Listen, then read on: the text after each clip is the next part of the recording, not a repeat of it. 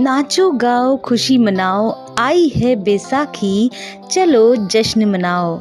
रखकर सब चिंताओं को एक ओर, मिलकर गीत खुशी के गाओ और बैसाखी का त्योहार मनाओ। बूंदे की पॉडकास्ट सर्विस सुनने वाले सभी श्रोताओं को बैसाखी की बहुत बहुत शुभकामनाएं। बैसाखी दियां लख लख बधाइयां तुसी सारियां नूं।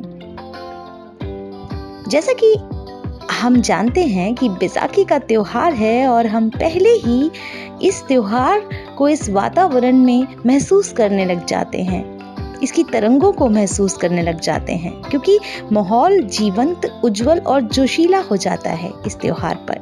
इसलिए इस त्योहारी मौसम के मूड में मैं बैसाखी पर इस संदेश को उन लोगों तक फैलाना जरूरी समझती हूँ जो वास्तव में नहीं जानते कि बैसाखी के त्योहार का क्या महत्व है। तो दोस्तों, ये सबसे लोकप्रिय रूप में मनाए जाने वाले त्योहारों में से एक है और जहाँ ये उत्सव सबसे ज्यादा मनाया जाता है वो पंजाब के अलावा अन्य कोई नहीं। रबी की फसलों की कटाई का जश्न मनाने के लिए बैसाखी मनाई जाती है। बैसाखी का महोत्सव सिख आबादी के लिए एक बहुत बड़ा धार्मिक महत्व रखता है, जो राज्य में जनसंख्या के हिसाब से बहुमत रखते हैं। इसे इतना महत्व इसलिए दिया जाता है क्योंकि बैसाखी के दिन अर्थात 1699 में सिखों के महान सम्मानित 10वें गुरु गोबिंद सिंह जी ने खालसा पंथ की नींव रखी थी। 13 अप्रैल को बैसाखी का त्योहार बहुत बार मनाया जाता है, जबकि कहीं अधिकतर मनाया जाता है, लेकिन हर 36 सालों में एक बार ये त्योहार 14 अप्रैल को आता है। पंजाब के लोग इस उत्सव का बहुत बेसब्री से इंतजार करते हैं और इस दिन को बेहद उत्साह और जोश के साथ मनाते हैं। क्या आप जानते हैं कि इस दिन का मुख्य आकर्षण क्या है?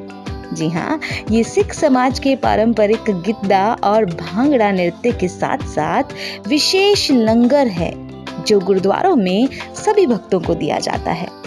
इस दिन की तैयारियों के लिए लोग सुबह जल्दी उठ जाते हैं और इस स्वाभाविक दिन को चिन्हित करने के लिए पवित्र नदी में स्नान करना भी एक अनुष्ठान है। सभी तैयारियां करने के बाद लोग गुरुद्वारे जाते हैं जो उनके पड़ोस में होते हैं। वो इस दिन को यादगार बनाने के लिए विशेष प्रार्थना समारोह का हिस्सा बनते हैं। अरदास के बाद अंत में भक्तों को विशेष रूप से तैयार किया हुआ सूजी का मीठा हलवा दिया जाता है, जिसे देग कहते हैं, जिसे लोग आमतौर पर प्रसाद भी कहते हैं। ये आमतौर पर सामुदायिक भोजन या गुरु के लंगर के बाद दिया जाता है। इसके बाद सिख समुदाय के लोग पंज प्यारों के मार्गदर्शन में जुलूस निकालते हैं। ये दृश्य जो है वो दोस्तों बहुत शानदार दिखता है, क्योंकि जुलूस शहर के प्रमुख इलाकों से बच्चों, पुरुषों और महिलाओं द्वारा गाए भक्ति गीतों के आधार पर प्रदर्शित करता हुआ बीच में से गुजरता है। गिद्दा, भांगड़ा और दूसरे छोटे मोटे प्रदर्शन सोने पर सुहागे का काम करते हैं, क्योंकि वो जुलूस को वास्तव में जीवंत और रंगीन बनाते हैं। सभी उत्सव और प्रदर्शनों के अलावा हरियाणा और पंजाब के राज्यों में किसानों के बड़े समुदाय के लिए बैसाखी की विशेष प्रासंगिकता है। ये भी हम आपको बता देते हैं। ये नए साल के समय को सही मायने में चिन्हित करता है, क्योंकि ये रबी फसल काटने का सबसे अनुकूल समय है। इसलिए इस दिन किसान समुदाय फसल का आशीर्वाद प्राप्त करने और ज्यादा फसल उगाने के लिए भगवान से प्रार्थना करते हैं।